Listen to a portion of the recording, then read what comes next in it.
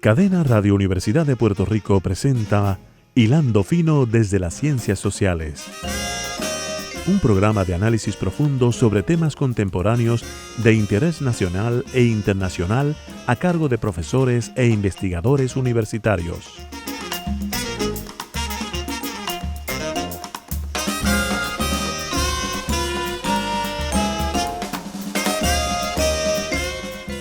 Muy buenas tardes, amigas y amigos de Hilando Fino desde las Ciencias Sociales. Hoy, como todos los martes, a las 4 de la tarde desde Radio Universidad. Como ustedes saben, Hilando Fino es una colaboración de los departamentos de Ciencias Políticas, Economía y Geografía del Departamento de Ciencias Políticas. Y le agradecemos a Isa Santos el apoyo que nos ha estado dando desde Radio Universidad en todo este periodo de la pandemia en que hemos estado produciendo los programas de forma virtual, de la misma manera. Agradecemos el apoyo de Wanda Ponte, que nos está ayudando a que estos programas se transmitan luego en la plataforma de YouTube. Así que muchas gracias a ambas que siempre están pendientes y siempre dan la milla extra.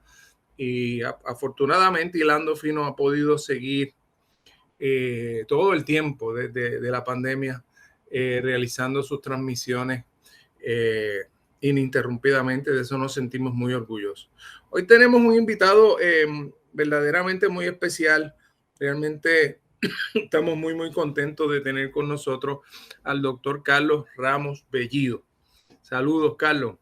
Saludos, Javier.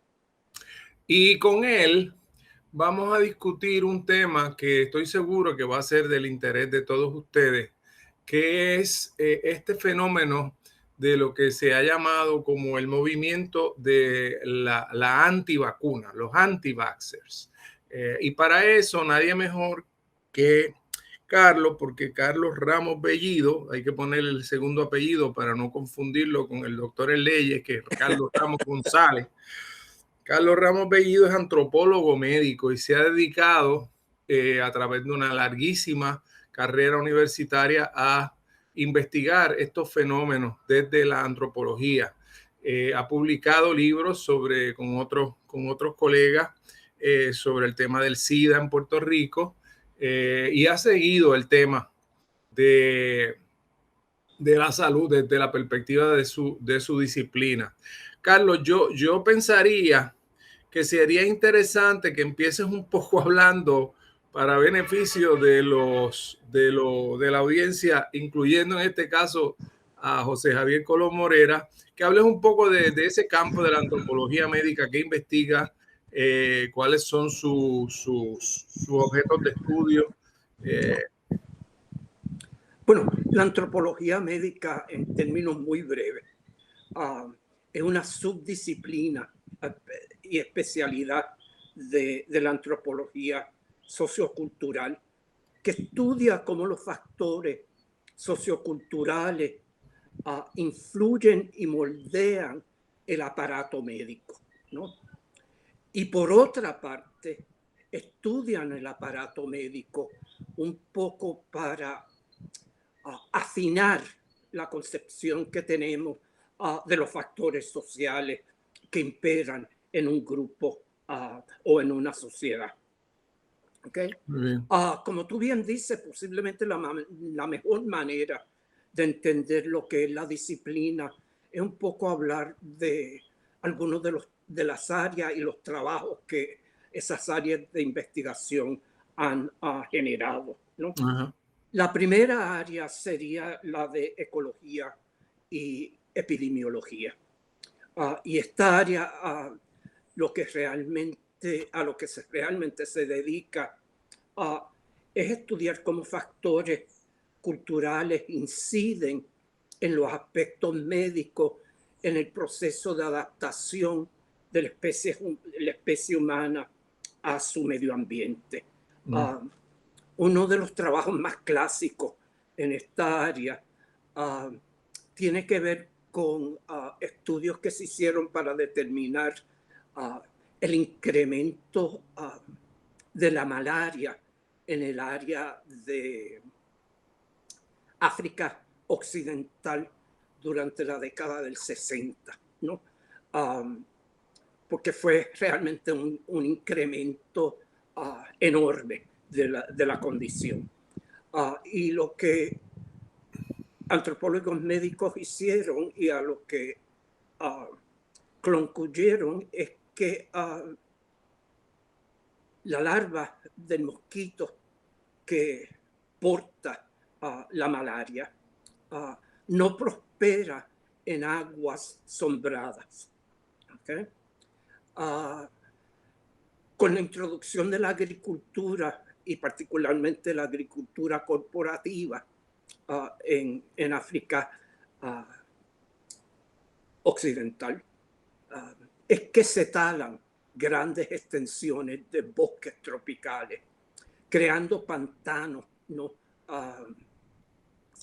Soleados, que obviamente se convierten en el medio propicio para el desarrollo del mosquito y obviamente en mayores cantidades, y eso entonces explica el surgimiento tan repentino y el incremento tan repentino de la malaria en la década del 60 en África Occidental, ¿no? Okay. Otra área de estudio son los aspectos socioculturales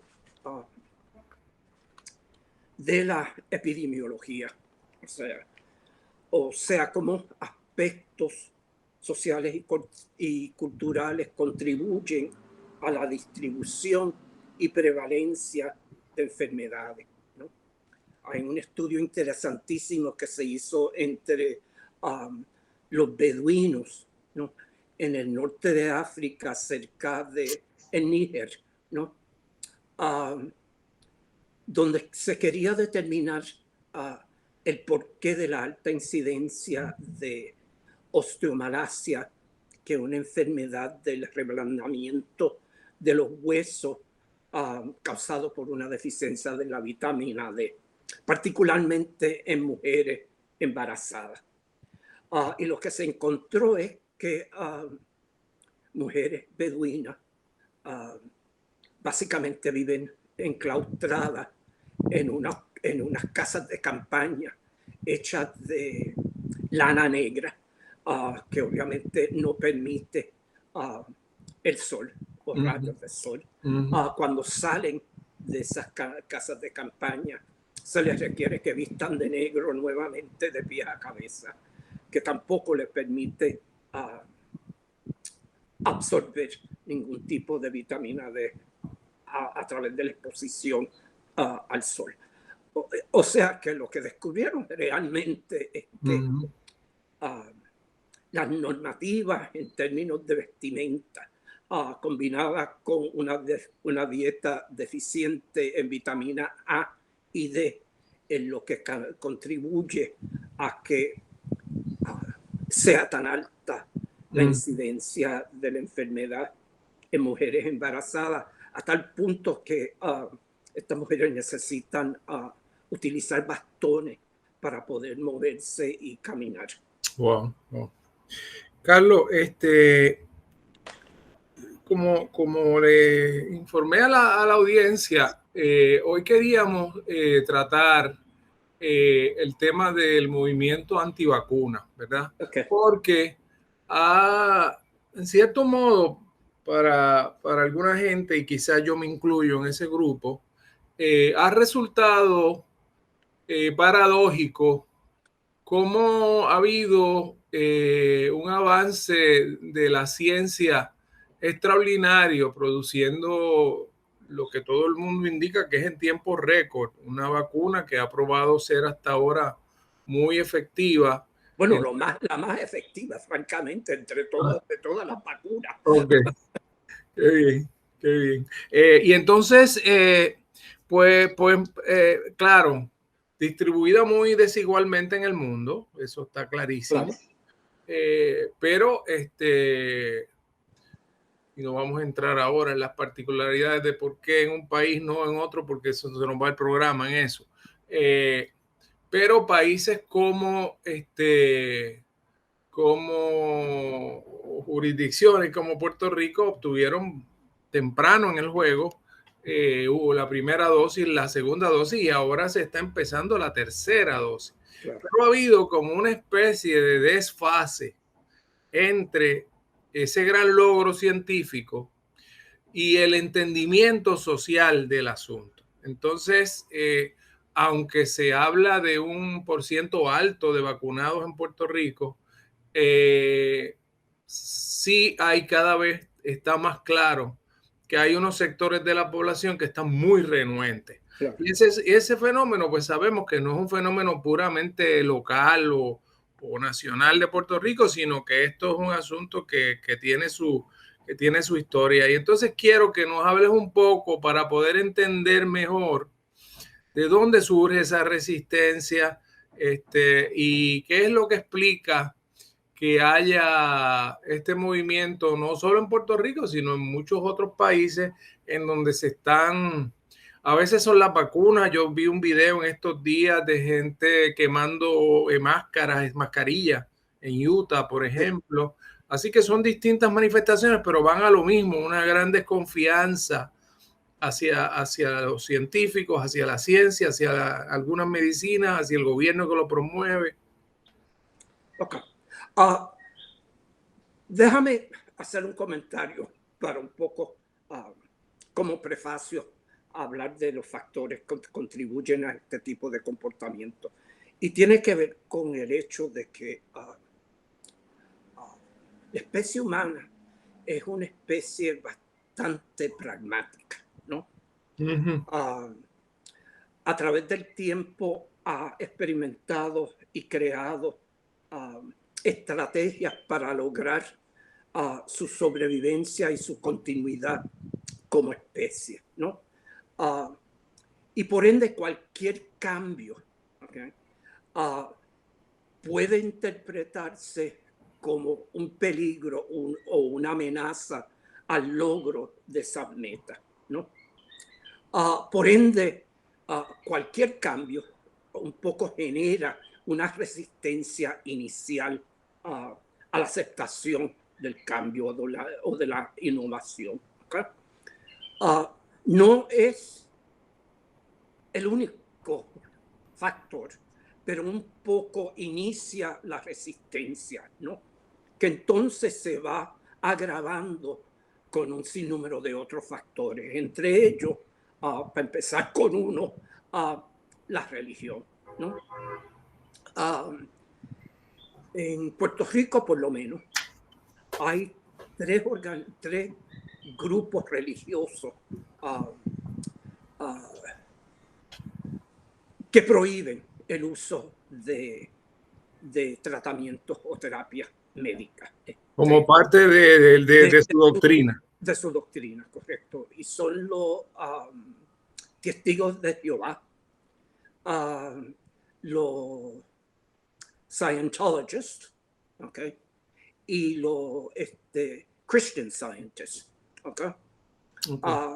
En los Estados Unidos hay aproximadamente 20 más de esta organización, incluyendo los Amish, ¿no? Que también no aceptan tratamiento médico, ¿no? Okay. En cuanto a la Iglesia Católica, por lo menos aquí en Puerto Rico, las declaraciones del Papa Francisco y de la Conferencia Episcopal de los Obispos de Puerto Rico, se ha establecido, ¿no?, la validez, okay, ética y moral de vacunarse, ¿no? Y me parece a mí que eso debe de silenciar ciertos cleros y personas dentro de la Iglesia Católica que están abogando en contra de la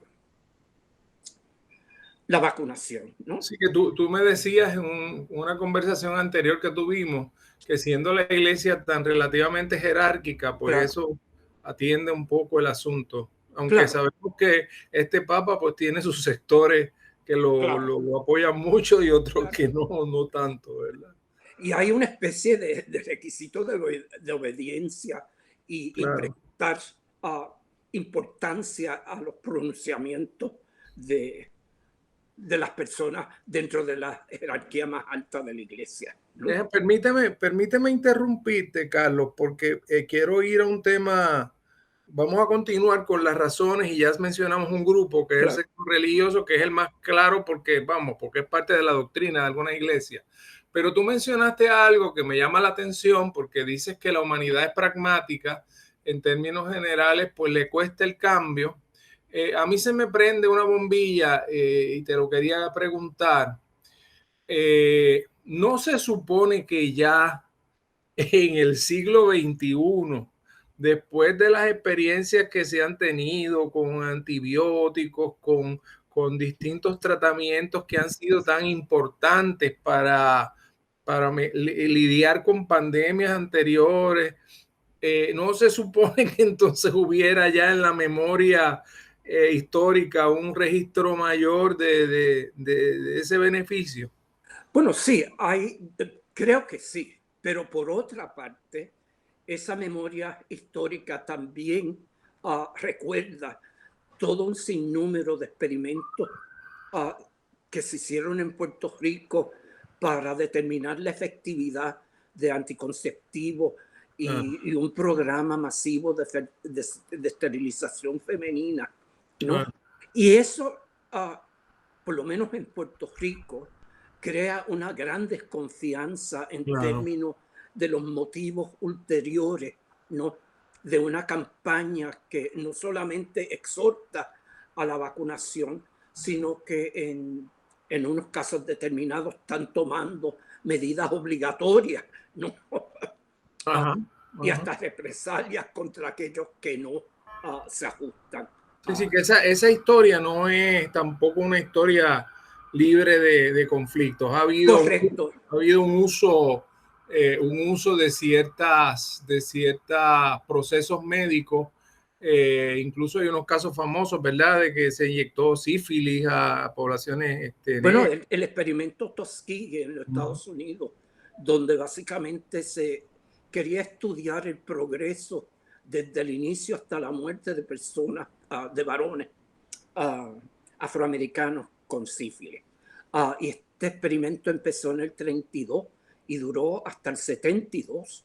Wow. Y en ese intervalo se descubre que la penicilina puede curar la sífilis, pero ninguno de los participantes fueron ofrecidos este tipo de tratamiento. Carlos, pero Y para aclarar, en estas circunstancias de esta vacuna en particular, no ha surgido ninguna evidencia de que se esté utilizando grupos en particular para probar la vacuna. no, obviamente no, pero, pero el punto es que, como bien dijiste al principio, la historia, la memoria histórica Claro, todavía claro, recuerda a claro, otros experimentos que no claro, fueron tan pristinos, ¿no?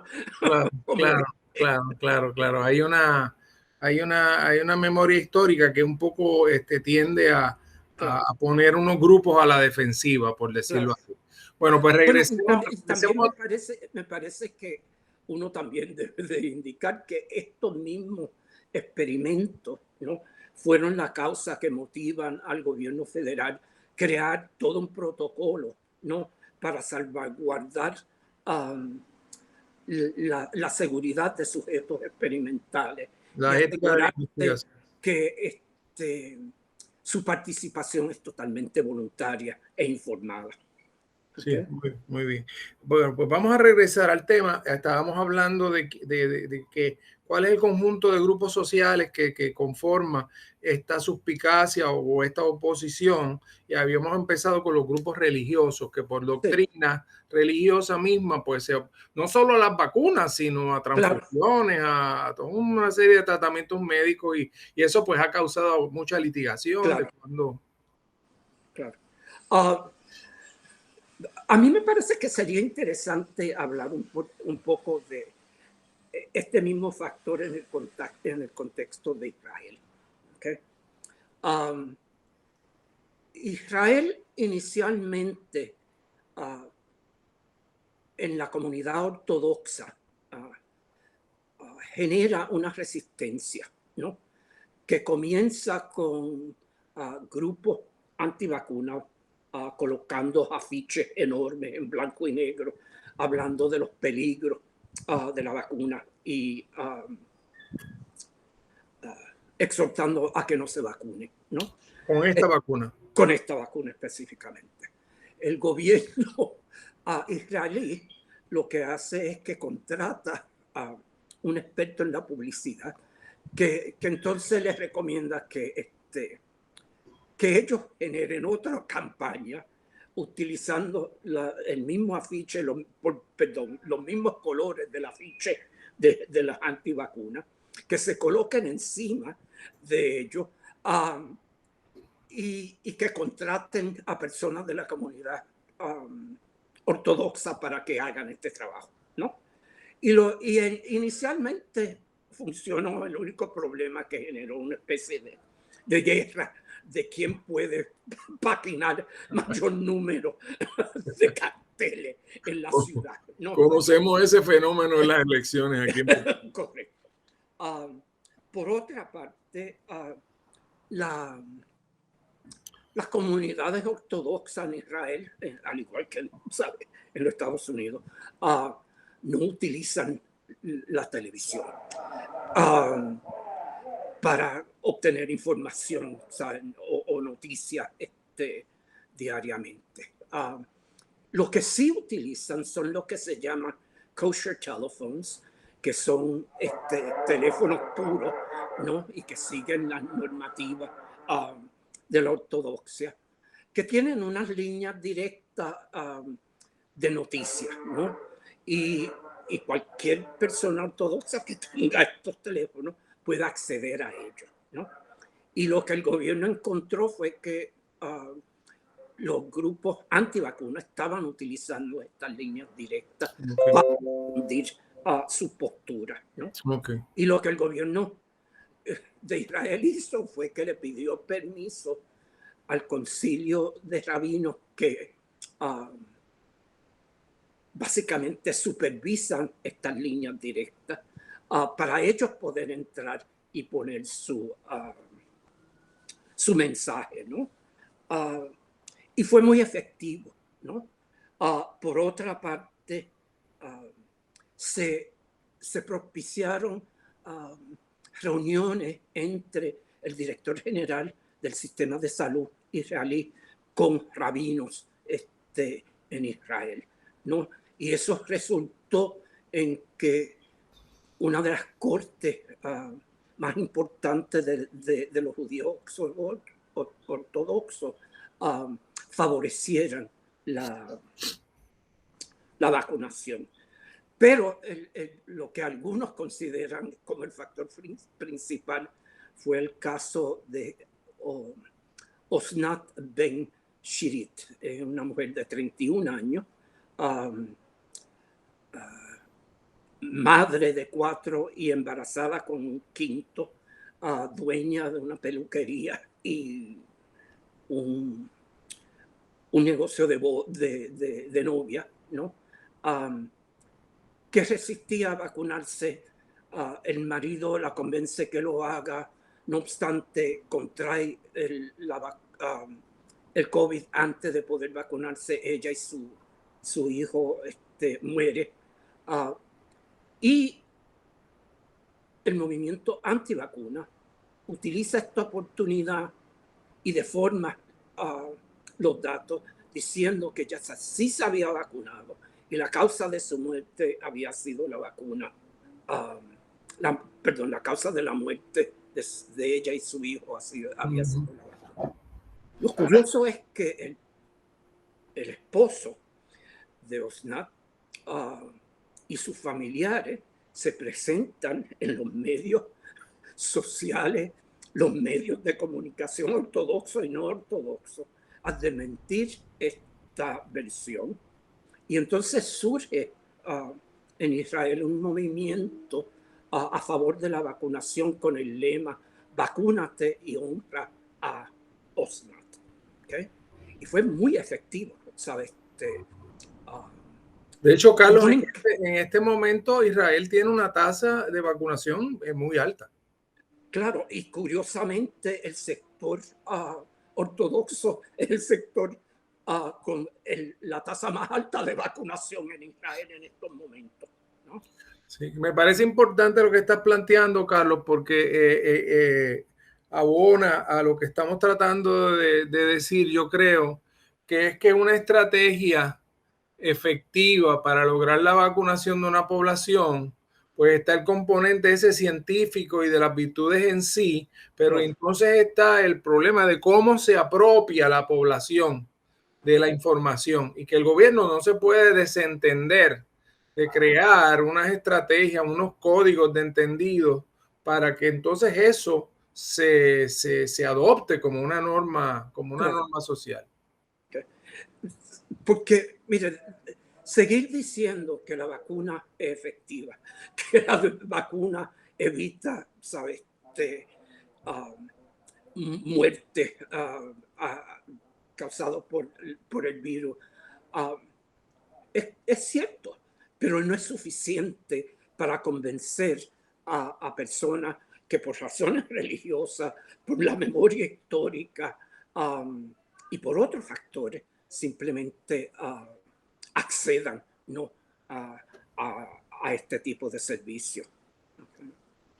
Carlos, hemos discutido el tema religioso, que es súper importante, y sabemos que en Puerto Rico hay grupos religiosos que están manifestando reserva y que están bastante activos, de hecho, en algunas instancias, pero también sabemos que no es el único grupo que está manifestando resistencia. Así que en el próximo segmento de Hilando Fino, quiero que discutamos cuáles son esos grupos, además de los religiosos, que están manifestando y entrar un poco, quizás arrimando un poco la brasa mileña, los factores políticos que también están incidiendo aquí, que son importantes. Así que vamos a hacer una breve pausa en Hilando Fino, en esta entrevista con el doctor Carlos Ramos Bellido, que desde la antropología médica nos está tratando de explicar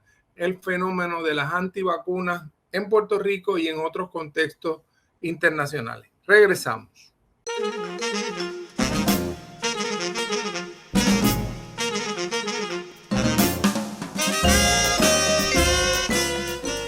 Regresamos, amigos, aquí a Hilando Fino desde las ciencias sociales.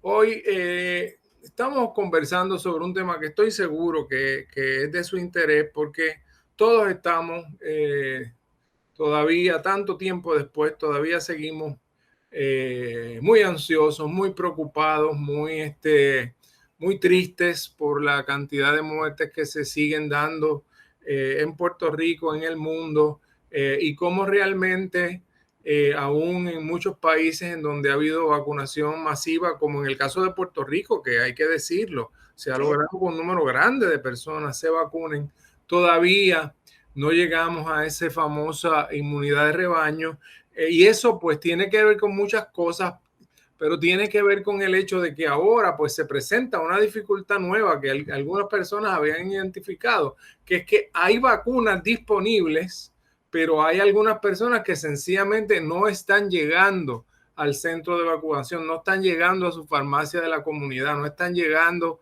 al hospital o a la oficina médica, si en el caso que sea, o los distintos colegios profesionales que se han dedicado a esto. Entonces, más que uno dedicarse aquí a condenar, no a condenar, pues desde las ciencias sociales queremos entender el fenómeno, y Carlos nos ha dado un ejemplo extraordinario en el caso de Israel, de cómo el gobierno se dio cuenta de que había por debajo del radar unos medios de comunicación que estaban siendo muy efectivos y cómo logró insertarse dentro de esas redes. Ahora, Carlos, este es un fenómeno también muy heterogéneo, ¿verdad? Porque tenemos sectores, en el caso de los políticos, desde los republicanos tipo Trump, y tenemos personas como Robert Kennedy, por ejemplo, que es liberal, relativamente de izquierda, ambientalista, etcétera. Así que hay un elemento político, también hay un elemento de edad. Habíamos conversado en una comunicación anterior, hay una cierta indisposición mayor de cierto grupo de jóvenes. Así que nada, agárralo ahí donde tú entiendas. Vamos a empezar con los jóvenes y los jóvenes adultos, ¿no? Muy bien. Que han sido uno de los grupos de más resistencia a vacunarse. ¿Okay? Desafortunadamente no ha de sorprenderlo. No.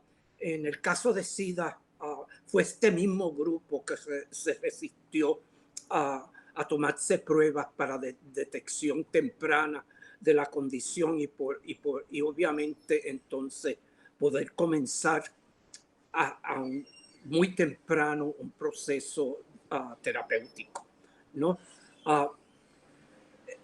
Jóvenes un poco tienden a pensar que son invencibles.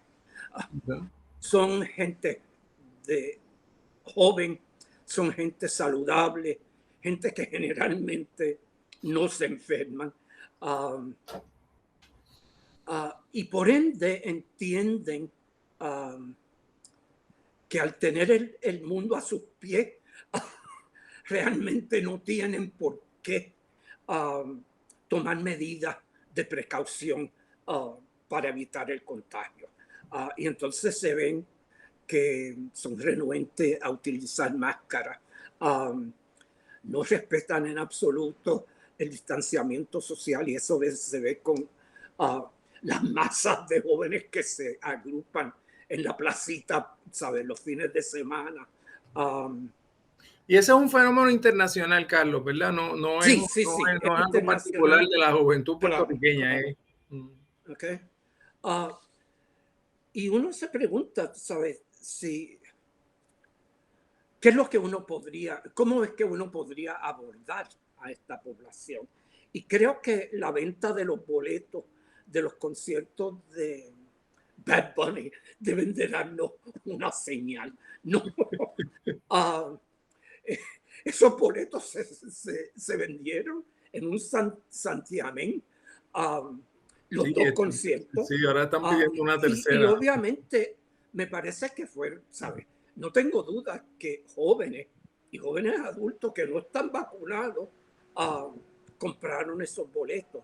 No obstante, se tendrán que vacunar porque los organizadores de estos conciertos han dicho públicamente que van a asegurarse de que las personas que se admitan a los conciertos tengan evidencia de estar vacunados. Y eso entonces posiblemente da un la de cómo es que cualquier esfuerzo de abordar esta población debe un poco incorporar a personas como Bad Bunny, Don Omar, Osama, porque estas son las voces autorizadas de esa generación y son a ellos que le van a prestar atención y son a ellos que le van a seguir los consejos que le den. O sea que a mí me parece que el gobierno tiene que hacer un esfuerzo muy grande de incorporar a estas personas en sus campañas. Estoy pensando en la diversidad cultural del mundo, de los teléfonos especiales de los ortodoxos en Israel a Bad Bunny en Puerto Rico. Es mucho, ¿verdad? Es interesante lo que tú planteas, Carlos, porque cuando se estuvo discutiendo la reforma sanitaria de Obama, ese era precisamente uno de los problemas más grandes, cómo se lograba convencer a los jóvenes de que era necesario tener seguro médico. Ese era un grupo que se resistía a base de que ellos no necesitaban un seguro médico, pero para crear un plan universal, en el caso de Estados Unidos, que se quería hacer de forma privada, había que incluir a esas personas que son las más saludables, por lo tanto son las que menos le cuestan a un plan de salud universal. El otro grupo que me parece importante es aquellas personas mayores que se han vacunado, pero solamente con la primera vacuna, ¿no? Y hay que no me acuerdo exactamente la cifra que mencionó el secretario de Salud, pero si mal no recuerdo son casi 300,000 personas, ¿okay? Que es, ¿sabe?, una población bastante nutrida, ¿no? Y que la información, por lo menos que yo tengo, es que una vacuna no es suficiente para proteger a uno contra de hecho, cada vez más se está recomendando la tercera ahora, ¿no? Claro, por eso. Y me parece a mí que estas poblaciones no hayan ido a hacerse la segunda vacunación. Puedo un poco responder a la experiencia de muchos de nosotros en términos del inicio de la vacunación en Puerto Rico. ¿Okay? Ese proceso inicial, desafortunadamente, fue bastante caótico. Fue caótico. Hubo una falta de información de dónde uno se podía vacunar. Había una falta de múltiples centros de vacunación que obligó a gente de la isla, por ejemplo, venir a San Juan a vacunarse. Generó filas interminables de personas que empezaban a llegar a esa fila a las 3, a las 4 de la mañana, para cuando le llegara su turno, encontrarse que ya se habían terminado las vacunas designadas para ese día, ¿no? Es interesante porque eso parecería apuntar a un problema de falta de comunicación efectiva, porque ahora y organización. Ahora, ¿no?, sobran los centros y hay suficientes vacunas, tengo entendido, ¿no? Sí. Lo otro es que la demora en responder a las solicitudes iniciales que las personas hacían a través del internet o por teléfono solicitando vacunarse, ¿no? Yo personalmente tuve que esperar, bueno, no que tuve que esperar, la respuesta a las 6 solicitudes que hice las recibí casi 3 meses después de la solicitud original, y solamente fue uno de los lugares al cual solicité, porque los otros 5 nunca se comunicaron conmigo, ¿no? Me parece importante lo que estás planteando, perdóname, Carlos, porque uno pensaría, ¿verdad?, que organizaciones que se dedican particularmente a los derechos de la vejez, ¿verdad? En el caso de Puerto Rico sé que hay un capítulo de la Asociación Americana de Retirados. Aquí hay una oficina de procurador del paciente, hay una oficina de procurador de ciudadanos, y realmente es un tema que ahora tú lo traes y realmente me parece escandaloso que haya un número tan grande de personas en un grupo tan vulnerable. Claro. Y ahí quizás no es tanto un tema de resistencia, es más bien un tema de comunicación, de logística. Bueno, se puede convertir en un tema de resistencia en el sentido de que esta persona que experimentó esos factores cuando se vacunó por primera vez decide, bueno, yo no voy a pasar por eso nuevamente, ¿no? O se lo ha contado a otras personas y que entonces a base de esa información deciden que esto no vale la pena realmente y que es una molestia, ¿no? Claro. Y entonces, en términos ideológicos, Carlos, me parece interesante, yo no sé que tú hayas pensado sobre esto, ¿verdad? Pero a mí me parece interesante que en Puerto Rico se logró algo que parecería que no es importante, pero me da la impresión de que sí lo es, que en el campo ideológico esto no se convirtió en un tema de que si tú eres PNP o eres popular o eres independentista, no. En términos generales hubo un consenso a nivel a nivel político de que esto se podía hacer, y no salgo de mi sorpresa. En verdad que no, porque yo no me considero una persona, vamos, que sea, pero realmente me ha causado sorpresa la forma en que esto se ha polarizado en el caso de Estados Unidos, de que haya tanta división partidista sobre un tema de salud pública. O sea, bueno, es que yo creo que en Puerto Rico, al igual que, ¿sabes? Un ejemplo, Nueva Zelanda, ¿no? ajá. Yo creo que en ambos casos. Bueno, pero Nueva Zelanda está en su propia liga. O sea, Bueno, pero en términos del factor político, ¿no? Y del liderato político, uno tiene que reconocer que la gobernadora Vázquez tomó una decisión muy asertiva, ¿no? En básicamente cerrar el país, ¿no? Y tomar unas medidas muy acertadas en términos de cómo prevenir el contagio, ¿no? Y no hubo oposición alguna. Todo el mundo lo vio con beneplácito, ¿no? Sí, y lo vio como necesario, ¿no? Sí. En Nueva Zelanda ocurre más o menos lo mismo. La primera ministra, ¿no? Básicamente se convierte en la fuerza que une a toda la opinión política en términos de la necesidad de también cerrar el país y imponer una medida sumamente rigurosa en términos de la prevención de la condición. En los Estados Unidos eso no ha sido el caso, ¿no? Sí. ¿A ti también te ha sorprendido esa polarización política? Porque en verdad, pues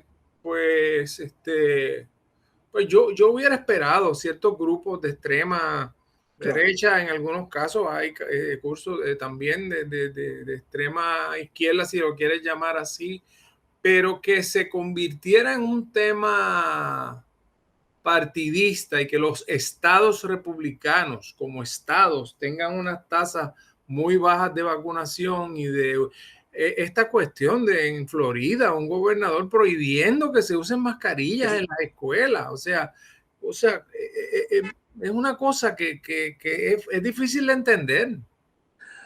Bueno, a mí, quizás a un antropólogo médico no, pero a un cientista político pues le resulta un poco. Bueno, a mí me parece que nos estamos olvidando del poder y la influencia que Donald Trump todavía ejerce dentro del Partido Republicano. ¿Okay? Y no solamente el poder y la influencia, sino la amenaza que le ha hecho a candidatos republicanos de realmente no apoyarlo y un poco militar contra su reelección en algunos casos. Por eso, Carlos, pero tampoco eso es totalmente claro en el sentido de como estrategia, porque Trump logró empezar a invertir dinero en el tema de las vacunas, incluso antes de los permisos, y canalizó un montón de dinero federal para la producción rápida o sea que porque tampoco me resulta totalmente claro por qué no reclamar eso como un éxito. O sea, es como. Porque me parece a mí que le quiere sacar ventaja a esta renuencia. Dios mío, pero ¿hasta dónde? ¿Hasta dónde va a llegar? ¿Hasta dónde va a llegar? O sea, una de las cosas que las sociedades tenemos que aprender es que el diferendo político tiene que haber un cierto nivel de civismo básico en un país para poder adelantar unos ciertos acuerdos, unos acuerdos de país que deben trascender. Pero creo que el civismo no ha caracterizado a Trump ni a su administración. Sí.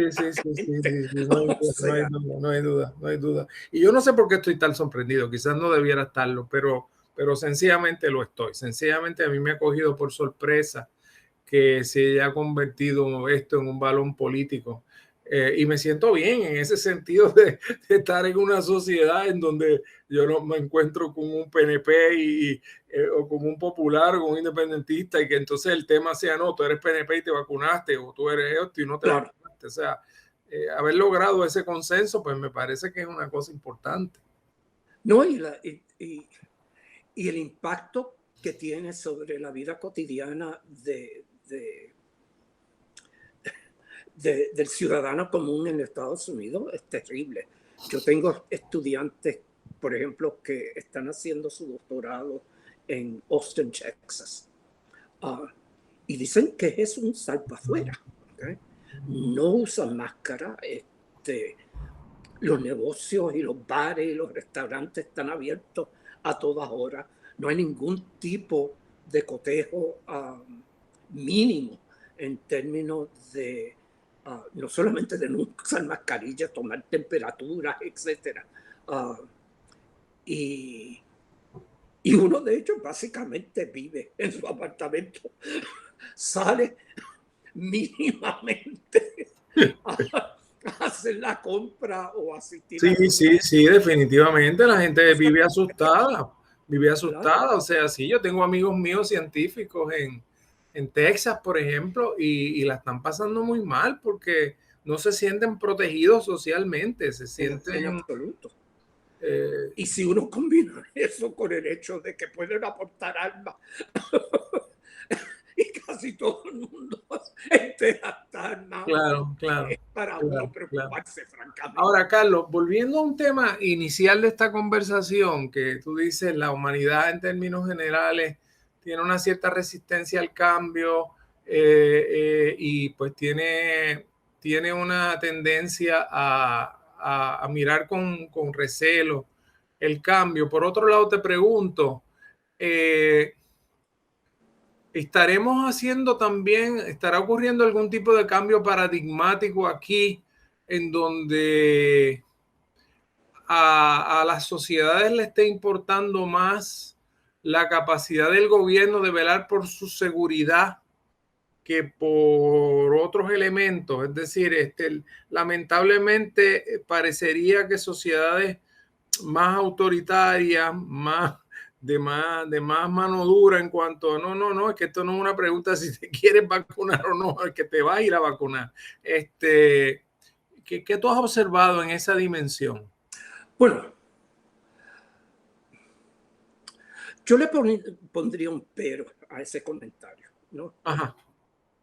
Porque yo no quiero tener razón, en este caso no quiero tener razón. Porque si uno toma el caso nuevamente de Nueva Zelanda, el caso de Australia, ¿okay? Esa gente, o por lo menos el liderato político, ha podido nutrirse de una confianza básica que tiene el pueblo, ¿no? En que, número uno, el gobierno existe para protegerlo y buscar su bienestar. Y en segundo lugar, tienen, por lo menos en términos de esta condición médica, tienen un aparato médico, un sistema de salud nacional que le permite garantizar y poner en práctica, ¿no?, lo que los políticos le están pidiendo a esta ciudadanía, ¿no? A mí me parece que si uno mira a Gran Bretaña, ¿okay?, que me parece que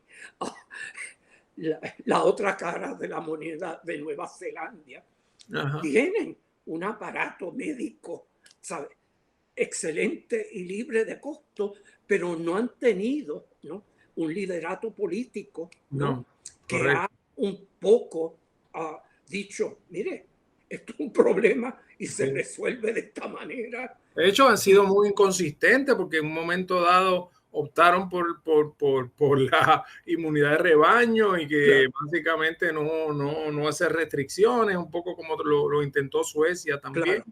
y después tuvieron que echar para atrás. Bueno, y desafortunadamente un poco echaron para atrás porque Boris Johnson se enfermó y un poco tuvo una especie de conversión al modelo de Claro, San claro, Pablo, ¿no? claro, O sea, claro. Va a dar como un primer ministro al borde de la claro, muerte por eso. para ilustrar las cosas. Carlos, me parece que has planteado algo bien importante. Has planteado que los países que han sido efectivos, me gustó mucho el ejemplo que usaste de Israel, logran identificar cuáles son esos códigos de comunicación, esos medios de comunicación, Claro. y esas personas que pueden ser especialmente efectivas. Me parece muy interesante también el ejemplo que utilizas de Puerto Rico con el concierto de Bad Bunny, el tema de que todo el que va a ir al concierto se tiene que vacunar. ¿Hay alguna otra estrategia que se te ocurra en términos de cosas que está? Y obviamente el otro tema que no está dicho, pero está insinuado aquí, es que son sistemas con un sistema público de salud muy coherente y muy robusto, como es el caso de Nueva Zelanda y como es el caso de otros países que hemos mencionado aquí.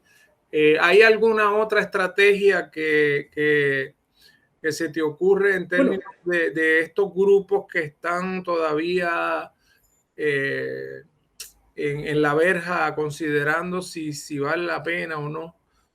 bueno, si uno vuelve acá al caso de Israel, ¿no? Ajá, Un factor que no mencioné es que solamente el 12.5% de la población es ortodoxa. La otra no lo es. ok. Y ese sector poblacional um, ejerció una gran presión sobre el gobierno de Israel que tomara acción con respecto a la población ortodoxa. O sea, dentro del país, ¿no? Hubo un movimiento de un poco, no solamente alertar al gobierno, sino exigirle al gobierno que tomara acción. O sea que la organización, el agrupar organizaciones comunitarias, las comunidades civiles, organizarse para exigir acción, ¿no? Y la implantación de medidas. También es importante en este proceso porque obliga al gobierno a tomar acción. Sí. Sí, y me da la impresión de que de nuevo todo eso está muy matizado por el nivel de información que tengamos, Claro, el nivel porque yo creo que en Puerto Rico la impresión que tengo desde afuera, yo como ciudadano que estoy aquí, como mucha otra gente, más limitado, más dentro de mi casa, trabajando, dando mis clases virtuales, reduciendo muchísimo la actividad social, es que se creó también una expectativa quizás exagerada de que a través de la vacunación ya estábamos un poco fuera del problema y la gente entonces pues empezó a tomar más riesgo. Y claro. es muy doloroso cuando uno mira esas cifras de 20 muertos por semana, familias enteras devastadas, personas que no se vacunaron, de pronto les dio un catarro en la casa, no se atendieron a tiempo y terminan muertos, ¿verdad? Algunos más famosos que otros, pero como quiera, el daño social Claro. siempre es enorme, ¿verdad? Yo creo que lo que están mencionando es muy importante porque yo por lo menos no he visto en Puerto Rico una campaña de información uh, dirigida a desmentir, ¿no? uh, algunos argumentos que se postulan en contra de la vacunación. El planteamiento que la vacuna causa daño estructural, daño a la estructura genética. ¿Sabe? Alguien debe de decir que eso no es cierto. Sí, sí. Y decir por qué no es cierto. Sí. ¿No? Sí, antes uno notaba, no sé, me estoy retrotrayendo por decir algo, ¿verdad? Espero que no se tome de una forma partidista, pero, por ejemplo, había un epidemiólogo muy fuerte bajo la administración de Sila Calderón, por decir alguien, que se me olvida ahora el nombre de él, pero era una persona que era una persona que estaba continuamente en los medios haciendo educación sobre temas de salud, ¿verdad? Eso uno lo empieza a echar de menos. Pero parece no ser suficiente, porque en los Estados Unidos tiene al doctor Fauci, que correcto. parece que es el paladín por excelencia de la vacunación. Sí. Y aún así, ¿no? Sigue esta resistencia tan grande. O sea que me parece que información es necesaria e indispensable, pero también tenemos que considerar otros factores que también toman parte importante en la decisión de vacunarse o no vacunarse. Pues Carlos, te estoy bien agradecido por este programa. Nos has puesto a pensar del contexto internacional, nos has puesto a mirar que esto no es un problema exclusivamente de Puerto Rico, que de hecho en Puerto Rico en términos de vacunación en sí tiene un número respetable, pero que no podemos seguir bajando la guardia y tenemos que seguir considerando el impacto social de nuestras acciones y cómo la vacunación en este caso es un acto de solidaridad con el otro, de solidaridad con el conjunto social. Así que muchas gracias, Carlos, y muy agradecido de que hayas estado aquí con nosotros en Hilando Fino. Gracias por la invitación, Javier, y voy a hacer un comentario totalmente partidista. Y vacúnense. Muy bien. Excelente. Pues con eso entonces regresamos la próxima semana en Hilando Fino. Cadena Radio Universidad de Puerto Rico presentó Hilando Fino desde las Ciencias Sociales.